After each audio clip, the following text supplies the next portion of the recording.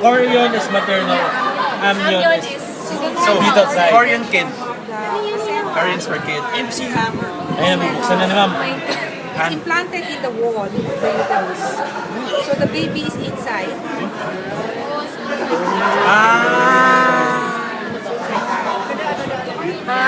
Mas pinadali lang pa. So anong cavity itong hinahawakan ko ngayon? This one. Ano to? Amniotic. Cavity. Okay, so this is the umbilical cord where the baby is attached. Right? Okay. Pag exam. Professor Apelle. Professor Apeles, please explain. Dr. Apelle.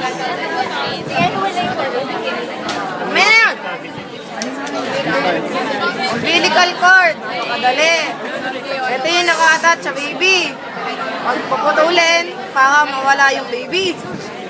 Tapos, may tatlo siyang blood vessels. Dalawang artery, saka isang vein. Dalawang artery, maliliit siya pero yung thick yung walls niya. Pag hawakan mo siya, thick.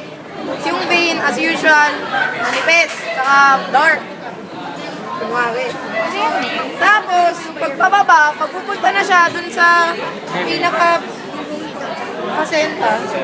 placenta, dun sa fetal side, malalaman mo naman na fetal side siya kasi nandun yung umbilical cord. Saka nandun din yung sac, nakaganon. So, parang nakaganon yung sac. Kita mo, taas mo para makita. Ayan o, ayan. So sabi ni Doc, nandyan daw sa loob yung baby. Okay, gets? Okay. Tapos, pag yung umbilical cord, once it reaches the placenta, magdadiverge siya into blood vessels. Called the chorionic vessels. Okay. Tapos ito, dalawang membranes to. Mayroon tayong amniotic sa chorion. Yung amnion pala sa chorion. Pag sineparate mo siya, ayun nasa loob.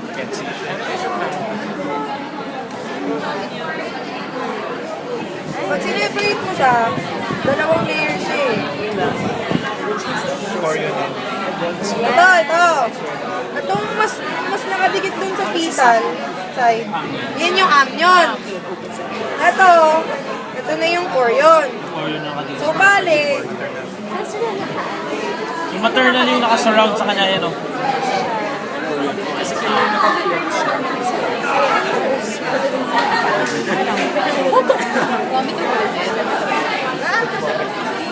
basta dyan nakakabit yung waist. Okay lang pala ba?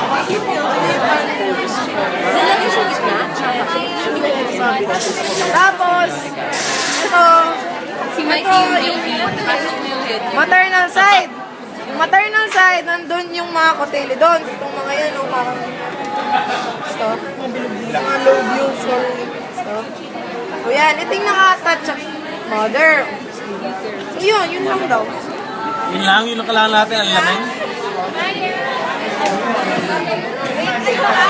Isa pa.